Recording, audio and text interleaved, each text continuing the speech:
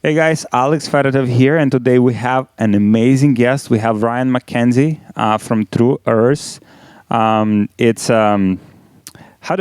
the best way to describe? So Tru Earth is a consumer goods company that's focused on creating plastic-free consumer goods to replace, the all the plastic bottles that you have in your house, and to make the future of the planet a little bit better for our kids. Awesome, and these guys have done incredibly well. You started 2018, right? We started the company in 2018, but we never launched publicly until April of 2019. Wow, and you're already at like mid eight-figure level. Yeah. Yeah. Wow. We had an eight-figure run rate in, I think, 8 months. Crazy. Yeah, it was wild. Is that your first business? No. I've had a bunch. All the times that you fail are like, it's like playing in the farm league, and they're basically reps for when you eventually get the right product, the right fit, the right opportunity, and when you're ready for it, you can hit a home run. So your previous not all of your previous businesses were successful. I've done well. I've pretty much been an entrepreneur my entire life, but we've done a number of subscription boxes. We used to focus on taking magazines that were kind of declining and wrapping commerce around those. So subscription boxes, general e-commerce, and we pick up assets for next to nothing and then build a brand around them. What niches? So we did outdoor adventure. I've done women's lifestyle beauty, kind of like a Fab Fit Fun type of thing. I've done an organics one with another company. I've done one for men's fashion. that was actually a hard one. I had one that completely failed. Men's fashion. It's like black T-shirt. Yeah, it wasn't good. I actually had one that was a colossal flop. We tried to do one with dogs, like a dog box. And I just didn't nail the messaging, didn't realize that there was 100 different types and styles of dogs with different needs, and that was a colossal flop. But I've done that. I've had an SEO agency in the past. I used to have a ringtone subscription service. It's primarily an affiliate, but that was back in the early mid 2000s. But I've done the gamut, man. I've pretty much done everything at some point. Did you start with massive investment, or was bootstrap just? Yeah, I was bootstrapped. And I actually had similar perspective that you did, basically that you just said. It's it's a low cost item. There's a lot of competition. How do you break into this without either stepping on toes or just getting stomped? And for me, it was I had two kids when we started this, and my wife was pregnant with our third, and I had done so many different things, and I don't know if you've ever had this happen to you, but when you're juggling just a little bit too much. And you start getting overwhelmed, and you're just having a bad day, and you're like, what am I working so much for? I've got enough. Why am I killing myself over this? But then once I had kids and I started being concerned about kind of their future and all the random changes that are happening in the world with AI and global warming and all that stuff, this was an opportunity for me to work on something that could potentially give them a better life in the future. And the interesting thing that I've noticed is that in the past, when I was kind of fed up with business, I'd be like, why am I doing this for? What it's just for money. What's the big deal? But when there's some impact on the world, or there's some impact on the future of my kids, it's pretty hard to just be I'm overwhelmed, I'm giving up. It's more than just me selling a product to pay for my life and my lifestyle. It's about doing something that not really about legacy, but about that's going to be, ideally helps make a major shift in the world so that my kids get a better place to live. So that kind of transformation, that shift for you happened around the time when you started this brand? Yeah, I had about a year or two before where I was just I never had paranoid feelings growing up, I take care of things for myself. But once I started having kids, like you have one kid, right? Yeah, I have a kid. Yeah. Uh-huh. Yeah. Yeah. Like those, I never really worried about what was going to be coming in the future until I had to worry about somebody else. And like initially I never, like when I started having those feelings, I didn't think, oh, I could make a business and I could like make myself feel better about these feelings. It like, the opportunity was placed in front of me and I still didn't connect the dots right away. But I was in the shower one day and I was like, oh my God, this is like, when the hook and everything came together in my head,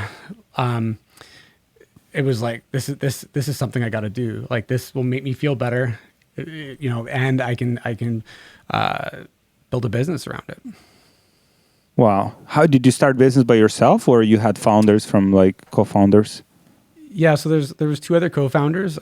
They were actually partners with me on the last couple of businesses. Brad Linsky, he's the CEO of the company now, and Kevin Hinton, who's our CTO.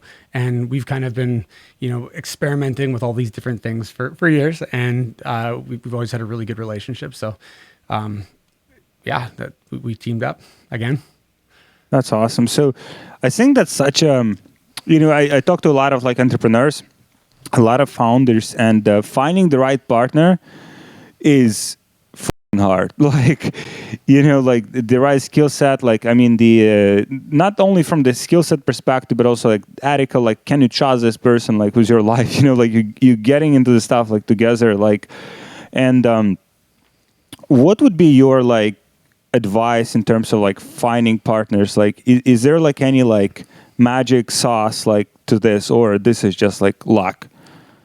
Yeah, I mean, I think like with partners, there's a lot of different things that I think needs to come into play. Like I think you need to have different skill sets. You have to agree on which person works in which lane. You have to trust that person has both the business's best interest in mind as well as yours. But in terms of like finding that person, there's a really good book called Rocket Fuel. It's by Gino Wickman, who created the traction system. Yeah, a visionary and Rocket Fuel. Rocket Fuel talks about having like a visionary and an implementer. And I think I even kind of leverage some of these tools even with hiring. I'm not sure if you're familiar with the Colby-A index, but it's a fantastic tool. Like I'm very on the visionary side. Like I'm very good at starting things quickly, but I'm very bad at following through. And so I try to hire people that have really good follow through because it allows like we can bring an idea to life really quickly, and then somebody else can run with the ball. And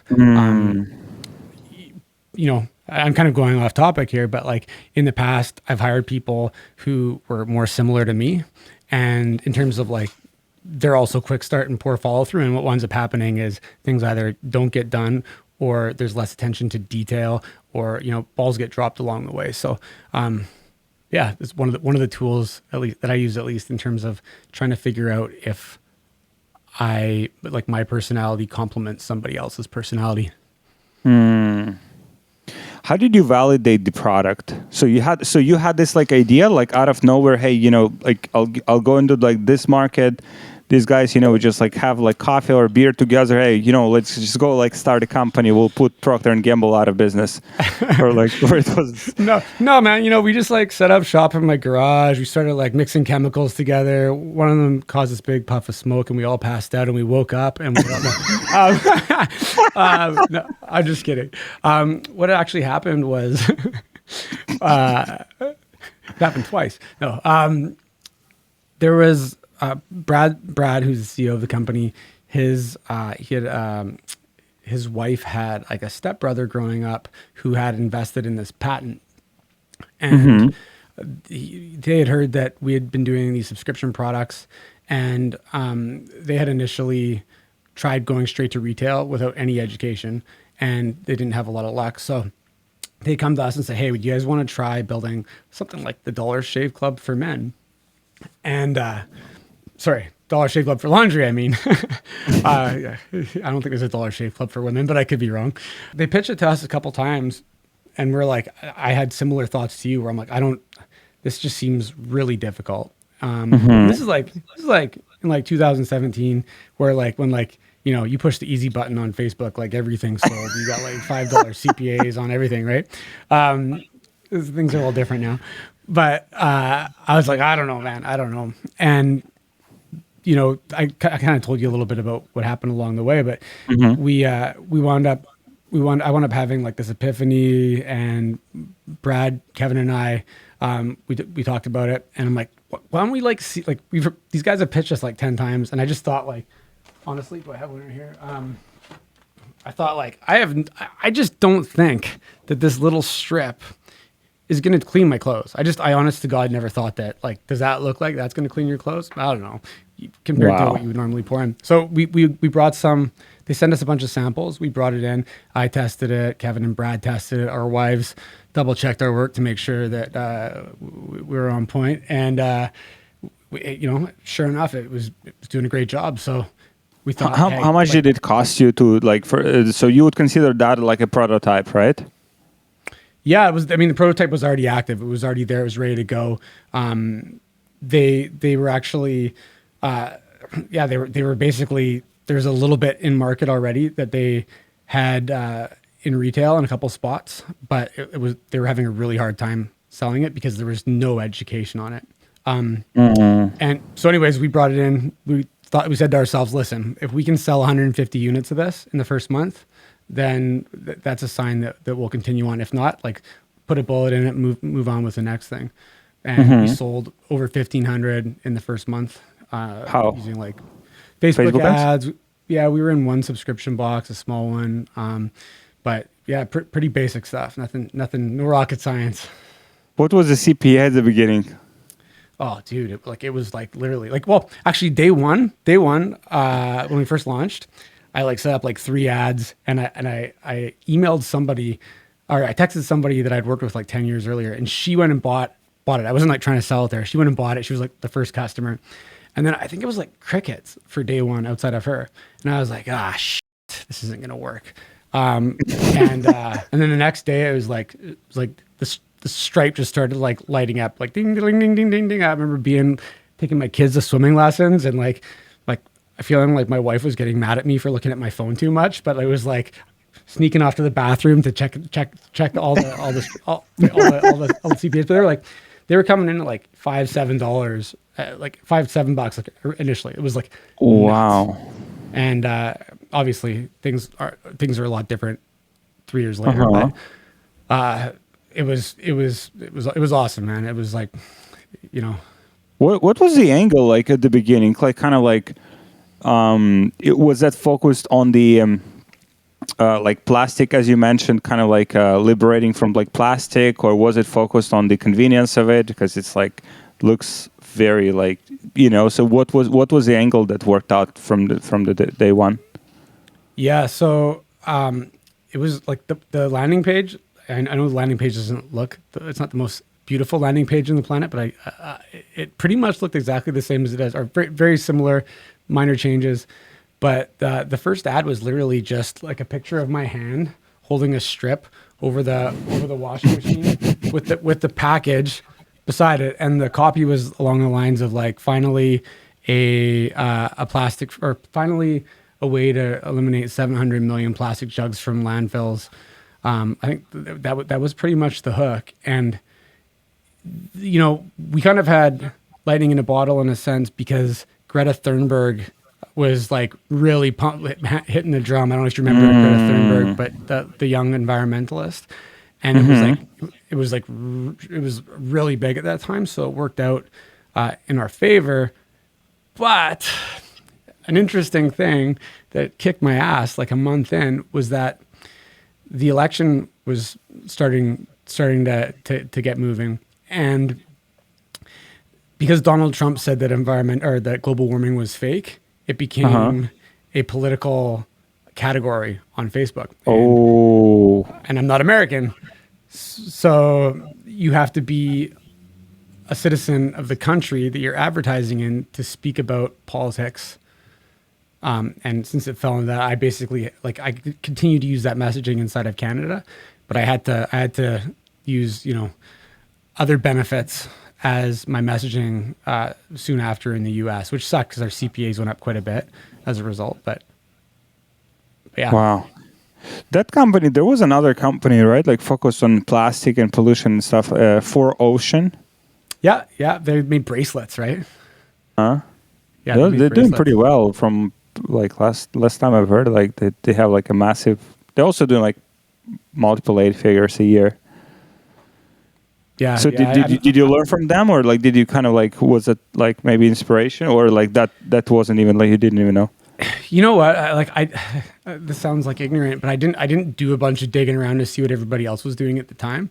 I found out about Four Oceans after we started. But yeah, I wasn't digging into them. The only company that was really kind of giving me inspiration leading up to this was Pila, and Pila just happened to be a friend of mine, Matt Bertuli's. He's the CEO of that company, and he was like kind of like giving me some minor guidance. But yeah, like, you know, Four Oceans, I think they're still around. You know, I haven't been paying a lot of attention, but I know they did get a bit of heat for, like, I think selling plastic products when they're cleaning plastic out of the ocean. But quite frankly, I honestly have no idea how they're doing now. I haven't seen their ads. I haven't seen their ads in 2 years. Yeah, they used to do like so many ads. I have no idea what they do now. All right, so you got that initial traction. What was the other, like, you come together with your partners, like co-founders, like, okay, let's like spend like all the money we have on this, or like are we going like all in, or you still like we're testing kind of like, okay, gradually, step by step? Yeah, I mean, we were obviously we were spending a lot in the beginning, and it was like I said, it was completely bootstrapped. So it was the other, some of our other businesses were helping fund like the spend essentially. But we were trying to like, the first few months it was just kind of like winging it and trying to keep our percentage of spend to revenue under like 50%. And obviously it's way lower than that now, because you can't, like it's pretty hard to run with that levels of spend for extended periods of time. But yeah, it's funny because when we started looking at investments and looking towards getting investments, people were like, it's impossible to have grown to that level. Just like, just by the fact that you need your cost of goods go up so rapidly when you're growing that quickly, that you have to get the cash in order to just buy more product. And can you elaborate on that point? Your cost of goods goes up. Yes. Well, sorry, your actual cost of goods, like per unit, doesn't go up, but like when you're growing, like so, if you're growing by, if you're on a subscription business and you're growing 10,000 new subscribers a month, you have to constantly replenish your inventory, plus buy the inventory for the next 10,000 people that you're planning on getting that month. So, as you grow, your cash needs, especially when you're growing exponentially, your cash needs are significantly higher. So you either need to have some capital in order to be able to get that product in, or you need to get terms with your manufacturer, or or your ROAS has to be so insanely high that it offsets whatever that difference is. Oh, got it. So did you start at what stage? Like you mentioned, in the first like 8 months, you got to the like 1 million, like 800, 1 million per month in revenue. Yeah.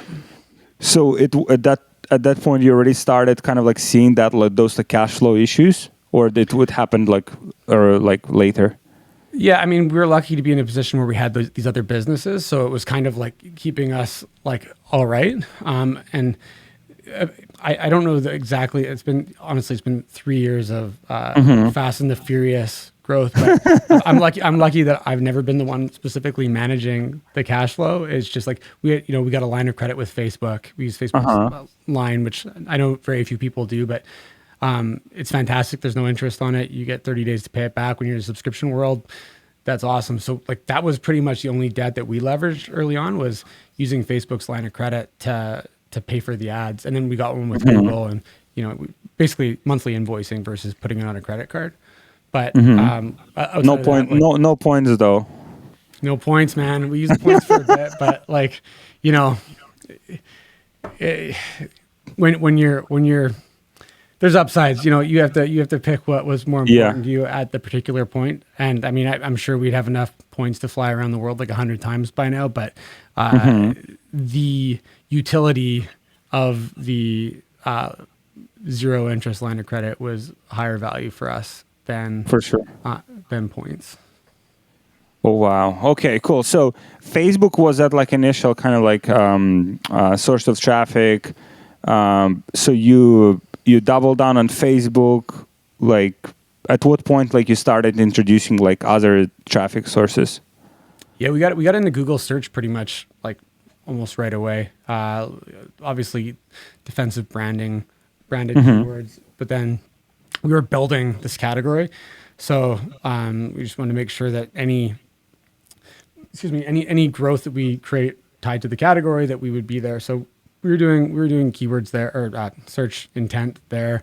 We were doing some search intent on regular laundry detergent, especially as we built more awareness. And pretty quickly we started doing YouTube. Like I think we launched like our first YouTube video in like December or January of 2020. So like 8 or 9 months later, and we were seeing pretty good results there too. We were using like a Harmon Brothers framework initially without humor, and then we wound up going into like the Harmon Brothers style with humor. Which did you actually hire Harmon Brothers, or you just replicated like their scripts and kind of like their training? Like, yeah, I went through their training and I wrote one script myself, which it's probably had like 20 million views. Wow, shit. That's not even like, we've had way bigger ones than that. But while I was in the program, I actually met another guy who had a full studio, and he had done a video for Russell Brunson. And I like watched the video and I'm like, whoa, that's pretty good, man. Like, what do you charge? And like his rates at that point were extremely reasonable. And I'm like, this is like right when COVID was starting. I'm like, all right, let's do this. I'm gonna pay you like a fraction of what Harmon Brothers charges, and we're gonna do a video. And then COVID hit. I'm like, I don't know what's gonna happen with the business. Like is the postal service shutting down, right? So we put it on hold, and a few months later, we got the ball rolling again, and we wound up launching a viral video, which I was actually on Harmon Brothers podcast at some point talking about it. We did a video called "Things You Should Never Mix with Water," and it went like crazy viral in September of 2020. And I think that video must have had like 80 million views by now. Like it went like off the rails, and it was huge, like a huge spike. Like you can even look in Google Trends for our brand, and you'll see a huge spike in September, and then another one in January, and that was another huge funny video that he had done for us. Wow, how much you spent on that one ad, or like more or less? God, man, I honestly like hundreds of thousands of dollars probably. I don't have the numbers in front of me, but a lot, like enough, more than most people probably would, but it worked. So. So on YouTube, like, did you look for like direct ROI, or more like just like a top of the funnel, like, and then like blended ROAS, like from all of the platforms combined? Yeah. So for the longest time we used a blended CPA model. So we would just basically take all the platforms where we were spending and blend our CPA together. But we would still use like the attribution level on YouTube, or the attribution data on YouTube, as kind of like a compass. But I think the one thing where a lot of people think, oh, YouTube ads, they might not work for them or whatever. But the one thing that people don't really think about with YouTube is that you're showing your ads to people on a number of different platforms. They're going to be watching it on TV. They're going to be seeing it on their phone. They're going to be seeing it on their desktop. And Google is not that great at multi-device attribution. Not like most people who use their iPhones are connected using like Apple Mail. They're not using the Gmail app. I know there probably is some, but so if somebody watches on their TV and then they got their phone in their hand and they go to look up whatever it is they just saw on their TV, like that attribution isn't necessarily getting sent back. So I think you should expect to see a higher CPA on YouTube, but that doesn't necessarily mean that it's accurate. You know what I mean? So what do you use for tracking? We're using, so right now we're using measured from but we measure incrementality versus customer journey, because quite frankly, the customer journey tracking is kind of flawed in a sense. And first of all, all that data is inside GA, and most people have no idea how to look it up. But using the assisted conversions, using the assisted conversions reports inside GA, you can see all the same stuff that you can see in Hyros and in Rockerbox and all of those things. It's just you just need to know how to use it. I'll take Canada as an example. We know what our baseline results are in say British Columbia. But without spend. So what we can do a holdout. We won't spend any money in BC for a week. We'll see what our average amount of new customers are from BC, and then we can turn on X amount of ads or X amount of dollars in ads, and we can see okay, well, how much of the customers that came in this week would have come in anyways, and how much of it is actually attributed to Facebook or to Google. And you can do these geolift tests based on regions, and you can compare them. I'm probably not explaining it perfectly well, but because the goal is marketing builds a wake. It's like a big boat that's driving through a lake, and as you drive through, the weight comes off the side of the boat, and it makes this it's basically a little wave, right? And that's kind of the ripple, the after effects of the ads. And the more money you spend and the longer you do it, you naturally build up customers, and there's referrals and all sorts of other things that happen. But at the end of the day, it feels like everybody just puts all of their attribution back to either Facebook or Google or whatever. The reason why I think the customer, all these tools are actually poor is because all they can measure are things that are being fed back to them. And things if somebody watches a video on YouTube or watches a video on Facebook, and it's super high top of funnel, but they don't click through, and they just watch the video, but they watch the whole video. They just didn't take action. The next time that they see a video, and maybe it's a middle of funnel video or a middle of funnel ad, whatever it is, and they make the purchase, that gets all the credit. And the top of funnel video that actually caused that incrementality is, as far as these platforms are concerned, isn't included in the mix. It's not, there's no touch point that they could measure. So they could basically be telling you to take this path with your ads that's completely incorrect. And now, I'm not saying that there isn't an upside to the tool. I think that in most cases it actually has a benefit, but I just think that the model as a whole, it leaves some important pieces out of the puzzle. Hey guys, people have been asking me how we scale to multiple 6 figures or even 7 figures per month without getting shut down on Facebook, and we have a very sophisticated solution for this that I want to share with you, but it's just too valuable to give away for free. So if you guys want this solution, just book a call with one of my team members, and we'll show you exactly what it is and how it works, and we'll see if that's a good fit for you and for your business. So just book a call with my team member. We'll share it with you so you can scale your business to multiple 6 figures or even 7 figures per month without getting shut down on Facebook, without having inconsistency, and with high profitability. So just book a call with my team, and I'll see you there. At what point did you introduce Amazon? We launched Amazon, which also is and that's also a conversation I have with a lot of founders. The Amazon is let's say you're driving $100,000 worth in spend on Facebook. There's usually 10, 20, 30% of that will go to Amazon, right? That's one feeds another. Have you noticed the same? Oh, 1,000%. And especially in the US, I think Americans love getting their Amazon stuff delivered to them the next day or the same day. It's we use Amazon in Canada quite a bit, but it's probably similar, 30% of people. And the argument I've always heard from other people is well, I want those 30% of people to buy D2C. But there's a segment of people that only buy from Amazon. You know what I mean? There's 20% of people that won't buy from anywhere else. If you don't sell on Amazon, they don't trust your shit, and you're not making the sale. So are you cannibalizing your sales, or are you opening doors to people that never would have purchased from you without that opportunity? It's probably a bit of both. So you introduced like on Amazon right away, you started getting sales with no ads. Yeah, I was away with my family. We were in a little place here called Harrison Hot Springs, and the kids were playing on the playgrounds. I'm like, oh, I should probably go and see how this has been doing. Maybe see if it's live yet. I didn't even know. And I went and looked. I'm like, oh, it's live. Oh, I'm like, oh, we sold like $300 worth of stuff like day one without doing anything. Like we didn't send anybody there. It was just that people just went there and bought it. It was it just happened. What would be the top, like, let's say 3 to 5 hires that you would make?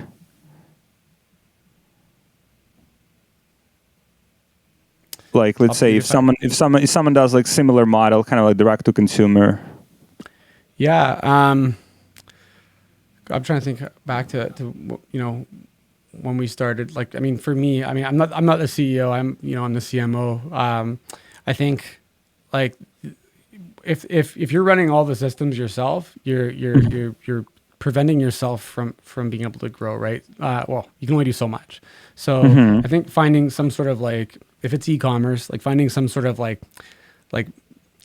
jack of all trades implementer that's familiar with e-commerce, that's able to kind of like run the marketing ops. So like being able to run your sales events or your special events, coordinate the products, get the different graphics, like basically execute on your standard operating procedures. I think that would be, personally, that would be probably the first person I would hire. Somebody to do your organic social. I think like you need to have that presence, right? I think that's super important. Although you could probably get an agency to do that. And then it depends, I guess, like what you want to outsource. Like I did all the media buying or most of it.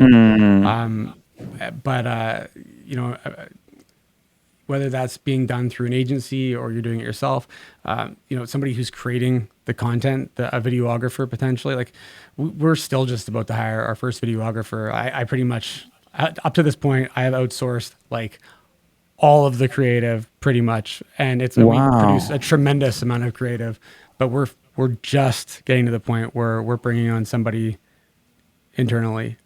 That's crazy. But yeah, I mean, I guess it just really depends on, like, we had 3 people originally that, we had somebody that managed sales, we had somebody that managed marketing, and we had somebody that managed tech. So, my first hire was like a marketing ops guy, and then a social media person. And then I actually hired somebody to do like PR and outreach and influencer type things. And she's actually leaving to go back to school to get her master's here now. But like, I was just very focused on marketing. So I know that's not the answer that you probably want. Like, it's a good question. So pretty much like you kind of like what you've outlined is for your specific like department, kind of like how you like gradually like was building that out. So you mentioned that you've been like outsourcing. Are you still kind of a proponent of like outsourcing and like having, let's say, agency for this, agency for this, agency for this, or like after like everything you've experienced so far, you prefer to build in-house?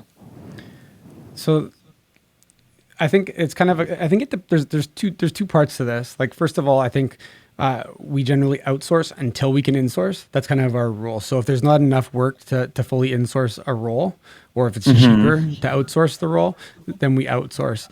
Once that role scales up and is costing us enough that we could have a body, provided there's enough quality human beings that know how to do that particular skill set. Because I think that's one, and this is kind of where I'm kind of like on the fence on certain things, is like, if you're not a super qualified expert on a particular topic and you're replacing an agency with somebody that you have to train, it's pretty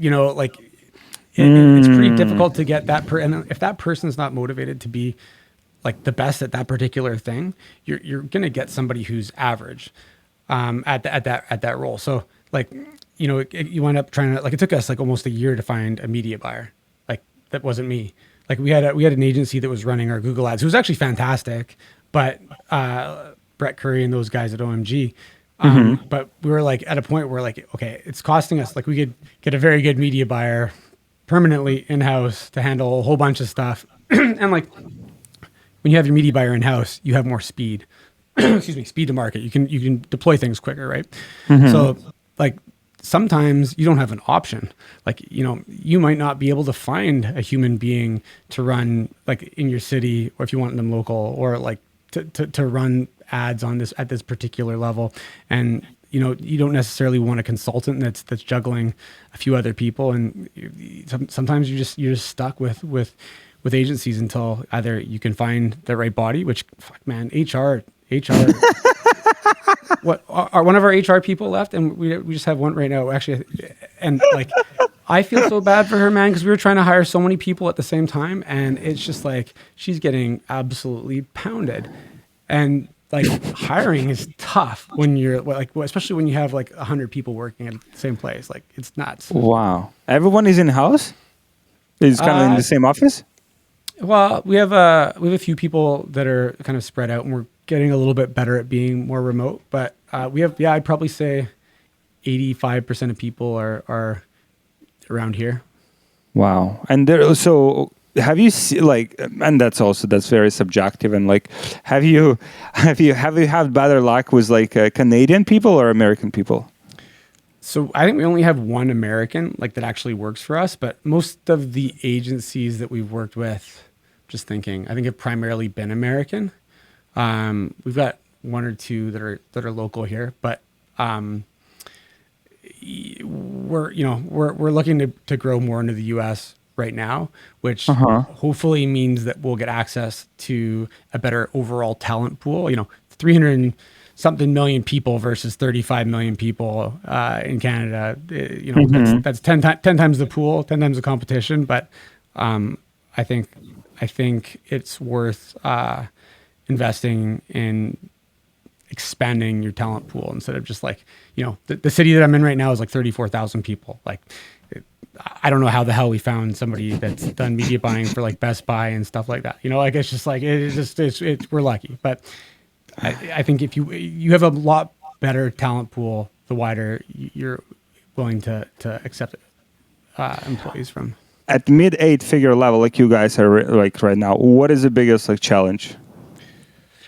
I mean, I guess again, I'm like really good at making these answers long, but I think like as somebody that's an entrepreneur, the after $20 million mark, everything that you ever know or believed in becomes like invalidated, and you can know, like, you know, like it's like the systems that worked at below 20 million, and sometimes it's only 10, like those no longer apply, and you can't fly by the seat of your pants as much. Like the bureaucracy of a business that has departments and has multiple people that need to make sure that things are validated, and like regulatory things, like there's like the world changes. And I don't think a lot of people get into entrepreneurialism because they think that, I mean, not everybody, but a lot of people get in because they think they're going to have freedom.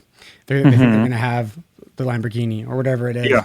And like that, like you, once it gets that size, like you become part of you're like part of the team, and you're a cog in the machine. You might still be like steering the machine and telling it which way to go, but like you can't just jump over somebody and do something, because not only are you gonna like upset them if they've been working on it, but like everything needs to go through systems. But so that's the one thing I personally have it's been an interesting transition for me, because I originally worked in corporate when I was like in my early 20s, and then I got out of it, and it's kind of like I had a taste of it, so at least I'm not like, you know, wasn't blindsided. But for you, it feels like in a way coming back to corporate. Like, I mean, because I mean, the company kind of like, as you mentioned, adds like extra layers of management. Do you feel in a way that's like what you have to do, like to go from like mid 8 to like 9 and beyond?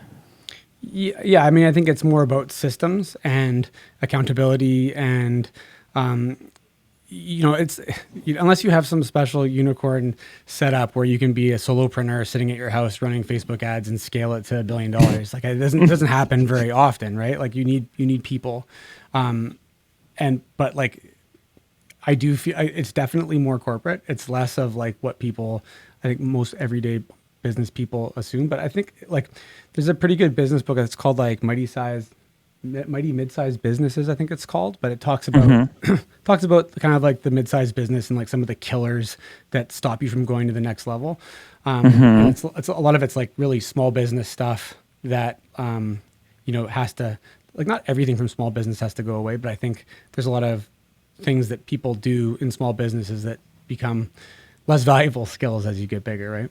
The biggest challenge that we're facing as a company this size now, like as a whole, would be just the hiring thing. It's just, not only is it difficult to hire right now because there's lack of people, but the time it takes to get people up to speed and get that institutional knowledge of the business is time consuming. So you can only get so many people at one point. And when you want to continue growing exponentially, like, it's just very difficult to bring everybody up to speed at the same time.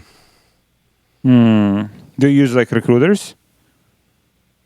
A little bit, yeah. We've used recruiters. We've got an HR team internally too, but it depends. It really depends on the role, right? Yeah, I mean, I think business is shiny and exciting, and there's lots of upsides to it.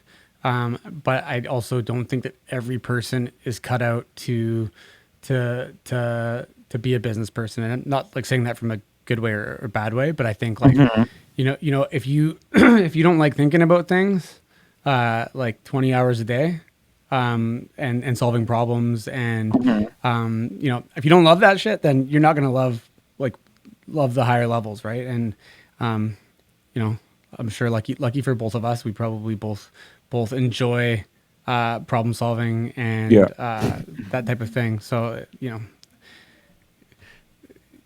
we get to do it. We had a brief conversation. You mentioned like your products are available like in other countries around the globe. At what point like that happened to you, or like you started to make those decisions to expand to other markets?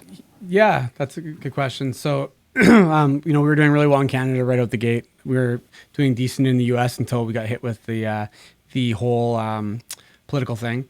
And in the beginning, in the very beginning, it was kind of like, okay, well, there's got to be a lot of like low hanging fruit in other countries on Facebook that we could probably pick up as well. And like we had our own 3PL that was able to ship to pretty much anywhere. So we didn't have any particular issues, with logistics. And so, there's a lot of people that were doing like global, broad, like total Chad Facebook guy, like, let's just go, click it and let's roll. And so I was like, I'll be honest, like in the beginning, I'm like, let's just like Chad some other countries and I'm going to kick my feet up and see which ones stick. And through the chatting process, like Australia, New Zealand, UK, like a lot of those places like started picking up some pretty good steam right out the gate. So we ran there, but I mean, New Zealand's really small. Australia's not that much bigger, and the UK's a decent size. It's like, I don't know, like a fifth the size of the US maybe. But it was pretty early on, and it was just really like, where can we get the best results? Like, we weren't focused on getting density in particular locations yet. Like, we were just testing markets everywhere, and those were some of the ones that came back winners. And like, we're in about 80 countries total. There's lots of them that have very minimal density, but we're now more focused on density versus cheap sales. Density? Can you elaborate on that? Yeah, so like density would be like what percentage of people are using a particular product in like a particular. So it's area. Like a market share? Yeah, market share, just like how well you're known. So like here in BC, like if I wear a Tru Earth hoodie, I get at least one person asking me, "Oh, do you work for Tru Earth?" Or like pretty much like everywhere, because like we've served something stupid like 50 impressions to like every single person in Canada on Facebook. It might even be higher than that. It's insane. But so like everybody here knows it, right? So and this would be a good example, kind of that geo lift thing I was talking about earlier. Like, I can run top of funnel ads here in BC, and they look like they're doing well or whatever, but there's probably not that much extra reach or new people that I'm exposing ourselves to, because we've already shown the ads to like everybody at some point. So as you build up that density, one of the cool things, and like this is like old school, because people, we've had it really easy with like Facebook ads and everything for the last 5 or 6 years. But like historically, people would try to get, I'm using the word density, but they would get like awareness in particular regions. And what winds up happening is like when one person tries something, they ask somebody else if they tried it, and when they see the product somebody else's house, oh, you've tried that? I've seen the ads for that or whatever, and you get more referrals, you get more like people talking about the business outside of like just seeing the ads on on social media. And there's other upsides to density as well, like, you know, if the people that are doing like, if you're going into retail, the buyers for the local stores, they know that this product is highly sought after in this region. So there's a much higher likelihood that you will be approached to have your product carried in stores in that area. Like if the stores don't think that there's enough demand for a product, they're not going to carry it, right? So that is another big upside if you want to go omni-channel to looking for like, you know, density or market share or whatever you want to call it. You know, going deep instead of going wide has its upsides for retail. For the products like yours, like, so the consumable, right? I mean, they're consumable. You need them, like you use them, you need them again. Like, do you go kind of like negative on the first transaction just to acquire the customer? Like, I mean, or like you're trying to always be like profitable, like on first transaction? I mean, I think ideally you want to be profitable on any transaction, but you know, like any direct response or performance marketing business, typically if you're profiting on the front end, you're probably missing out on an opportunity to scale, right? So we like to look at like customer value velocity, which is like how quickly you recoup your spend at different spend levels to kind of like justify how much we're willing to spend, and are we willing to go into the red on a particular product on the first purchase because we're very confident that we're going to get the money back in say 3 months or 4 months or 6 months. And I think that's a decision you have to make when you have capital and you're either you have an investor or you've got money to burn and you're willing to take that risk. But you know, there's other ways to bring that up, you know, through upsells and doing CRO to increase your average order value and whatnot. What would you like prefer, like company, let's say that's like doing like 100 million, 200, whatever, like massive like volume, low profit margins, but just like big market share, versus a smaller, say 8-figure company with like very high profit margin, like less stress, kind of like more order, like which pass? Yeah, I mean, I guess it depends on, like for me, I like accumulating experiences, and like right now, not from like an ego perspective, but I want to learn like all the things that are uncomfortable and suck. You know, they suck today, but once I figure them out, they don't suck anymore, right? And like I don't know, it sounds super cliche, but I just kind of like, I get that sense of validation from overcoming obstacles. Maybe I've got like some PTSD or some like inner demons that I might need to deal with. But like, I think, you know, if I was to start again and I didn't want any of the stress, I would probably go for a simple business with like high LTVs, not necessarily crazy high average order value, but a business that was simple, that was predictable, larger revenue per customer, that didn't require as many resources. Like when you have like an inexpensive product, you know, you need more customer service. You need more fulfillment. You just need the systems get more complex. So I would probably go after something that was a little more simple and something that maybe didn't require as frequent of problem solving skills. So I could be a little bit more mentally available when people wanted to, you know, have conversations or go and do something. But you know, right now I'm enjoying the process, and you know, want to get to that 9-figure mark and you know, see how much plastic I can eliminate from the world. Did you make some kind of like improvements or adjustments to the product, like according to the feedback, or it's like once you have the great product, you just like, just working for years. We iterate, right? Like, any good business, like there's knockoffs. Even though there's a patent on the product, patent's a better sword than it is a shield, right? It's expensive to execute on. But so we're basically constantly iterating the product. I think we're on the third or fourth, actually more than that iteration, because we wound up creating a platinum version of the product, which is a little bit more heavy duty.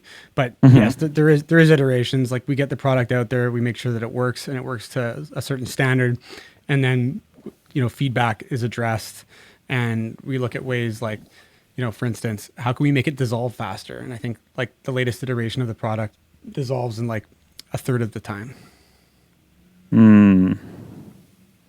That's based on the feedback, kind of like you go through the reviews, like analyze like what people are like complaining about.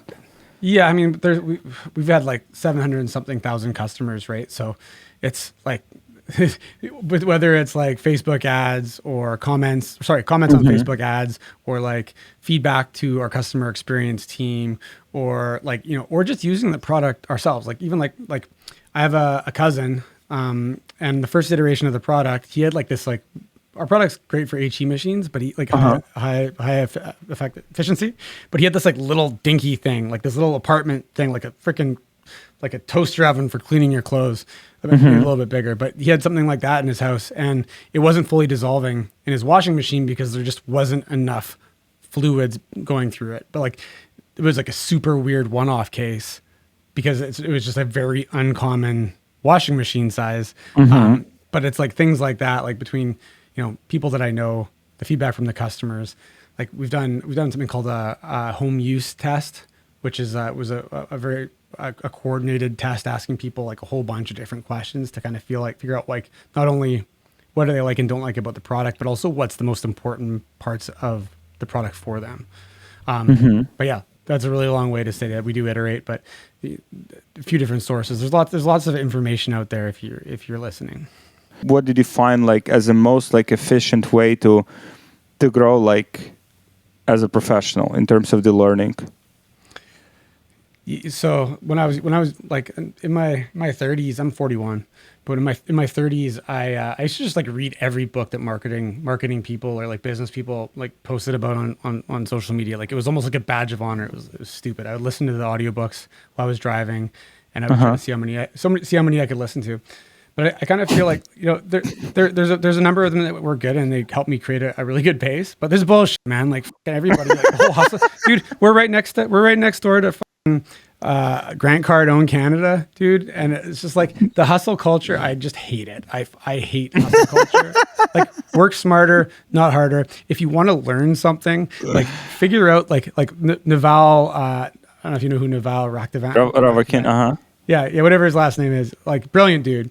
But he has a framework that's like, if you need to know something, build mental models and figure out where you don't know, what's missing from your mental model. Like, what's missing, and then go out and find that book or that audio book or that course, and inside of that, find the source, the answer to that particular question in your mental model that's broken or is missing, and answer that piece of it, and like, complete your mental model. You don't need to read the whole book. I mean, maybe you do. Wow, that's so fucking powerful.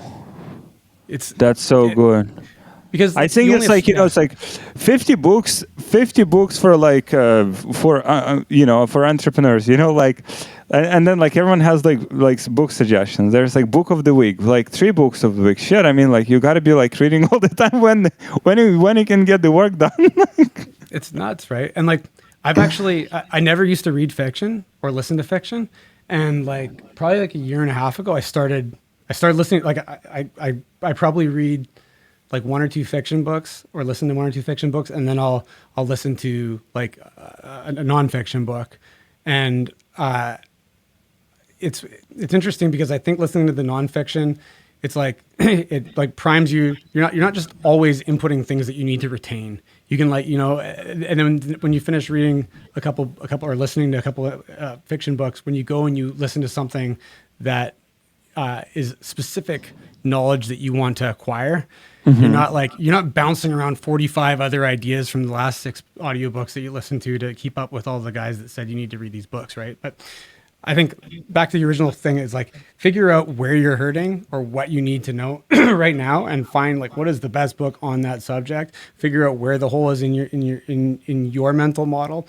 and like find that piece of it, and like, because really at the end of the day, everything that we do is to make us feel a certain way. So if you have stress, determine the cause of the stress, find the solution to the stress, and try to be a little bit happier, a little less, more at peace, right? But I think the art of consuming information for the sake of consuming information is I don't think it's the best use of somebody's time that wants to make progress. You mentioned like at some point you guys like started working with like investors. Yep. Is that like productive kind of like experience where like you're learning and you have to grow like a lot faster? You have that additional layer of like pressure and kind of like pushing you like to grow and evolve faster? Yeah, I mean, I think like we just finished our Series A in April, and it was like a year. Like the prep for it there was like a year of prep and like learning so many things and making sure that the books and the financials were all like flawless, so that whoever looks at this, like everything is easy for them to understand. But you definitely, as soon as you bring on investors, you're accountable to them, and you're accountable to the things that you told them when you were essentially courting them, to build a relationship together. And I think the upside to that, like I know a lot of people are like, oh, I don't want people telling me what I need to do or that I need to hit this certain number. But a lot of people make a lot of claims, and they're willing to write big checks that their mouth can't cash. And I think like having somebody on board, especially, it's one thing to take money and it's another thing to take smart money. So not only are you getting the money to continue to grow, you're getting the accountability, but then on top of that, not everybody, but ideally you want to bring on somebody who has experience and has like been the places that you haven't been in the past, so that you can basically jump those learning gaps like that we were talking about a minute ago. You don't necessarily need to go through all the pain of trying to figure out all these things and trial and error when you have a resource who's been there and can give you some guidance. So there are upsides if you go after the right money. Like if you get Uncle Bob down the street to give you $1 million and Uncle Bob's going to chop you off at the knees if you don't pay it back, it's probably not the best. But if you get like a venture capital firm that, has already dealt with a lot of the problems or challenges that you're about to face, then you get access to tools and people and so many resources that regular everyday people probably wouldn't get access to. It's like a cheat code. Wow. So if you would have known like what you know now, like you would have tried like to find investors for you, like your earlier like businesses? That maybe, but I think I don't want to say like I regret anything. I think a lot of things happen for a reason. Like I don't think that we'd ever been able to deliver properly if I hadn't learned kind of the things that I learned along the way. So I think in the future, I would probably go down that route again, especially if I had a big idea or a hit product or, something that I could scale. Taking the money earlier would allow you to suck the air out of the room before other people get an opportunity to come play too. Because at the end of the day, unless you have a ton of cash and you're willing to put it all on the line, which lots of people are, and lots of people don't have cash too. But like if you don't have cash, you can only grow so fast unless your return on ad spend is like ridiculous. But that usually, as we all know, that's a slippery slope that doesn't. Your CPAs don't go down over time. Yeah. It's just that's one thing you can count on: death, taxes, and an increasing CPA. How do you like structure your life where like business and the time that you dedicate to it doesn't like hurt or damage the other areas? Yeah, man. I think a lot of people struggle with this one, and I don't struggle with it as much as I used to. but I used to have a really hard time putting down my phone and like not dealing with problems as they arose, and which kind of made me not very present a lot of time when I was at home. What I do now, and I feel probably the most present that I've felt in a long time, unless I've had a stressful day, is like when I get home, I'm like, I literally, I block my day off, man. From like, I come to work, like I go to the gym in the middle of the day. And other than that, I'm here. I work the whole entire time, which is probably bad too. But when I'm done, I pack it up for the day. And unless there's some crazy deadline, I might kick it back off again at 10 o'clock at night once all my kids are asleep. But I try to, when I get home, I eat dinner with the kids. I try to, unless they've already eaten, but I'll play with them. We'll like tonight we're going to go swimming. I don't have a swimming pool, but there's one pretty close. And then like 9:30, put the kids to sleep. And I either do something with my wife, or I'll watch a show on Netflix, or, you know, try to pick up a guitar and sound like a broken record, but, you know, just do something that's not work, that's for me, that allows me to decompress, and like at least like you can become such a zombie, like work, family, and I think it's called Parkinson's law, where a task will take as much time as you offer it. Just making sure that you figure out what your core activities are, your core goals, your high payoff activities for the day. Do those in a time that you block out, and then if you don't finish them, you know what, work on them the next day. But identifying what the biggest levers are for your business for you to work on, and working on those in the allotted time, and then disconnecting and being a good dad or being a good husband is super important. Like you can't get the time back with your kids, and you can't, like, as soon as once they're 15 years old, they don't want to hang out with you anymore. So even if you're tired and you don't really feel like playing whatever thing they want to play. You exited the business for like $500 million. Like I mean, like you can get that back, right? Like, I mean, no, because we're like running like courses, right, over this like kind of like goal, or like, you know, like number, or, you know, whatever, and then like this stuff here is just kind of like, you know. Yeah, and like somebody asked me like a few months ago, like if you got paid out, or you got a bunch of money, what would you do? And I sat and I thought about it. I'm like, well, I'd probably go to the gym every day. My buddy's got a CrossFit gym. I'd probably go down there and like just hang out and do a workout. I'd probably take guitar lessons and do that like every day.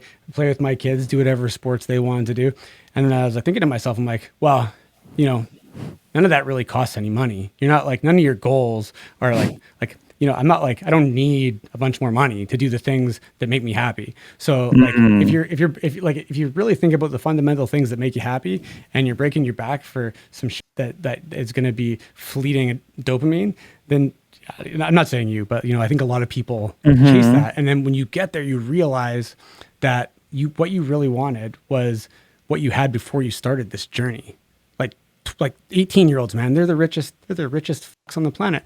They have nothing but time, and all they think about is wanting all this other stuff. And the more you grow your business, the more ambitious you get with all these different goals, you every single little thing you add gobbles up more time. And then once you have no more time left, you're thinking, oh man, I wish I had more time. And then you look back on it, and you're 41 years old, and you're like, shit, man, I was the richest I ever was when I was 18 years old, and I had nothing. You know? Huh. Wow. I'm not saying I don't like my life. I love my life. I'm just saying that the things that I think we have ideas of things that would be nice to have, and the reality behind it is most of the things that actually make you happy or make you at peace are things that are abundant and don't cost a lot of money. I've had a lot of, when I was younger, I used to have like battle a little bit with depression in my 20s. And I think like a lot of it comes, like I have ADHD too, so that doesn't help. But there's just a lot of thoughts going through my head all the time, and some of them are stressful, some of them are exciting, some of them, you know, are like somewhere in between. And it's like, I prefer the excited thoughts, but like, happiness isn't like, you can't always be happy. It's like a state, right? So like, I would rather not be uncomfortable with, like, when I want to be present and I don't want to be solving a problem, I want to be okay with putting those away. I want to be okay acknowledging thoughts that, or worries or overwhelm or anxiety, and being like, yo, you can have that feeling. We'll deal with it later. We'll just like put it somewhere else, and we'll come back to it. And it's kind of like, when you're on vacation or something, and you're hanging out with your family, and you're in the water, and you're like, wow, this is crazy. I'm like, it took me a long time to get to that point where I could be like, where I recognize that this is a moment, like this is like with like my son, my first son, when we were at that Harrison Hot Springs, and we were in the water, and like he was almost tall enough that he didn't need to be carried on my back anymore. And I remember putting him in like this little waterfall there and thinking like, this is probably the last time this is going to happen. And I'm so happy that I'm sitting here recognizing it. And then like for the rest of the day, and I don't think I would have been able to recognize that if I was too busy thinking about solving some other stupid problem. And then the rest of the day, like the kids went to bed, and I was just like really like relishing in the fact that I was able to like, it sounds so cliche, but like, like that whole, I was like, almost like I was happy, and I was like, I felt like I was like almost like high, because I was like just really aware of how awesome this experience was at this particular moment in time. And like, I've had a lot of troubles getting to that point in my life, and it's just nice to be able to be with people and actually be with them, or be with yourself. Thank you so much for joining me, guys. Thank you so much for listening. You can connect with Ryan if you want to join Tru Earth. If maybe you're in Canada, you're watching this from Canada, you want to join Tru Earth's team, like just ping him. We'll drop your contacts, like Twitter or LinkedIn. I'm on all of them. I'm on YouTube. I got a YouTube channel. I'm on LinkedIn. I'm on Twitter. Probably lowest chance of catching me is on LinkedIn. But yeah, I mean, I'll send you the links, and yeah, I'm pretty easy to talk to. I if somebody adds me, as long as they say hi, I chat with just about anybody. So cool.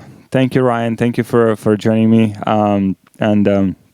Guys, thank you for listening, for watching. If you watch if someone watched until this point, like that's strong people. So yeah, thank you so much. Very, very valuable. Like I'll go and like re-listen, because it's some of the things you mentioned, like they're like, ooh, like they're deep. So I'll re-listen myself. And sweet. Yeah, thank you so much for joining. I'll see you guys at like 9-figure, whatever those numbers are. Like it's, then you'll exit, like Procter and Gamble will buy it, and we'll put it on. No, come down to Miami, and we'll make ourselves puke from working out too hard. Oh, let's do it. Let's do it. Thank you, Ryan. Thanks, Alex.